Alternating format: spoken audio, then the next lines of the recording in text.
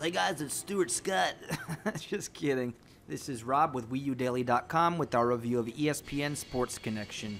If you're like me, you love sports, you love gaming, and if you read my Madden review, you'd know that I love minigames. ESPN Connection offers 6 minigames: tennis, golf, baseball, soccer, kart racing, and football, available in both single-player and multiplayer mode. Because I'm still depressed about not having rushing attack and minigames on Madden, we're going to go ahead and do football first. So we pick our avatars, and very quickly, my dreams of an awesome sports minigame come colossally crashing down. This is going to be epic mealtime. Looks like it froze. This takes forever to load. You have it seen in the bottom right hand corner? It looks like it froze. It did freeze. And unfortunately, this was a theme throughout the entire ESPN Sports Connection experience. I don't get how to pick to play.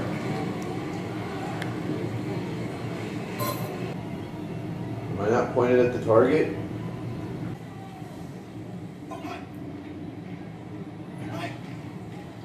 It worked?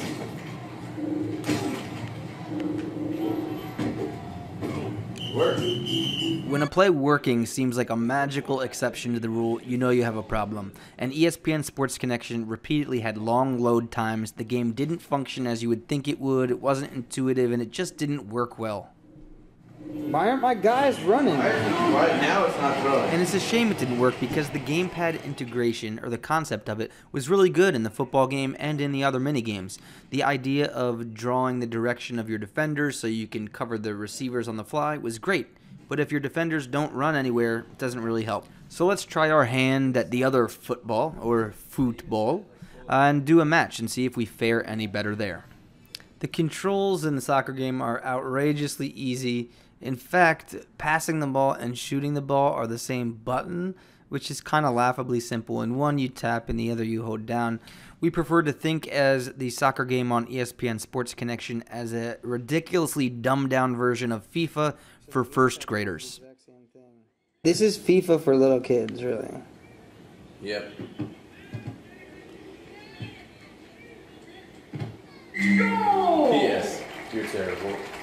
So the game can be fun, but it's pretty repetitive, and more people the merrier, but really, you're going to play this a few times and get pretty bored with it.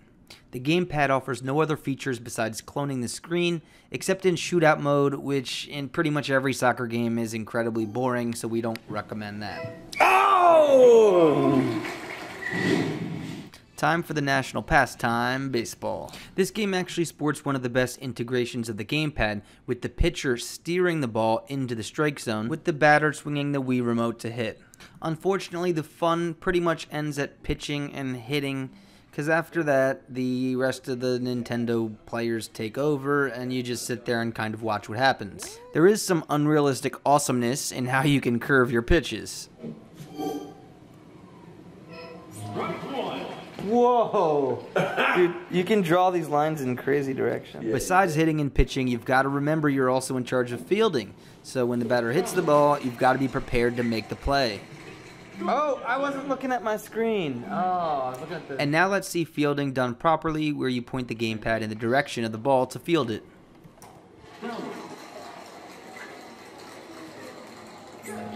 The baseball game's pretty fun, and the gamepad offers some pretty unique and fun implementations of the gamepad. But with the limited amount of, hitting and pitching and fielding you do, it can get boring pretty quickly.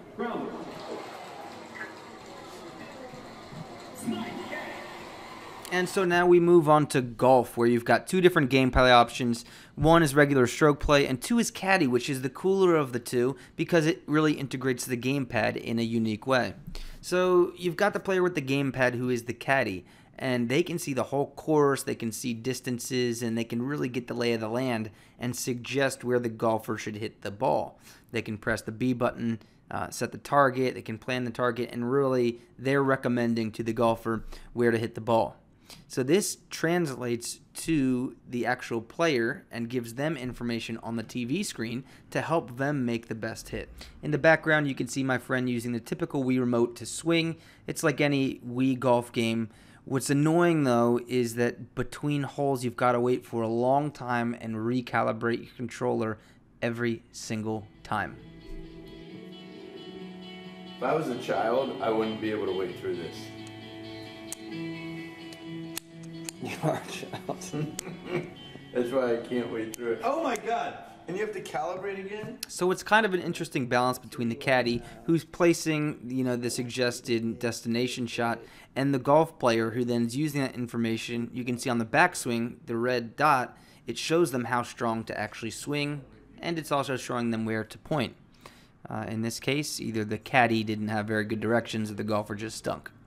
So let's move on now to kart racing, which is the one in that bottom middle there. And you can see we've got two options, a regular race with a bunch of people or a time trial. You get exactly what you'd expect with the kart racing. You turn your controller to steer, there's a gas, there's a brake, and there's a nitro, and it's pretty much simple and straightforward. This is another one of those games where it can be fun with a lot of people, but you're playing with one or two people and gets pretty old pretty quick. Pro tip, it helps to know which car you are. Was that you? I'm blue. I'm blue. You're orange. No, we traded. Now let's take a look at the last sport, tennis, which is pretty much what you'd expect from any type of tennis Wii game, except for on the gamepad, you're using little flicking motions to serve and to hit the ball and volley, whereas the person with the typical remote is actually making swinging motions.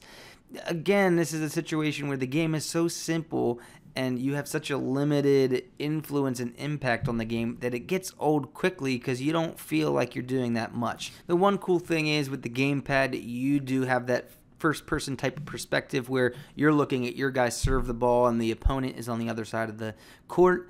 And on the TV, whoever's using the TV is looking at their player front and center. So that's pretty neat. That wraps up our look at the 6 sports found in ESPN Sports Connection. Overall, I was really disappointed in this game. On the low end, you had football, which didn't work at all and was pretty much terrible in my opinion. You had baseball, which was really fun, actually used the gamepad in some interesting ways, but was too simple to really get incredibly engaged in the game. Then you had everything in between, like soccer, tennis, golf, and kart racing, which were very simple, so they commanded limited attention, and you kind of got bored. And this oversimplification of the games, it was one of the continuing themes of ESPN Sports Connection. Others were slow load times, lots of requests to calibrate your controllers, random levels of control responsiveness, and just an overall kind of patchy experience. I'd say this game is not for sports fans. In fact, sports fans will probably get frustrated with it. It's more for groups of people that want to compete and play but not really have to put time into learning. It's also for kids, so I would not recommend buying this game unless it's some huge bargain. To give you an example of the level of polish on this game, take a look at the credit scrolling. They're jumpy and just bad. I mean, anybody could really make animation of scrolling text better than this, so just gives you an example.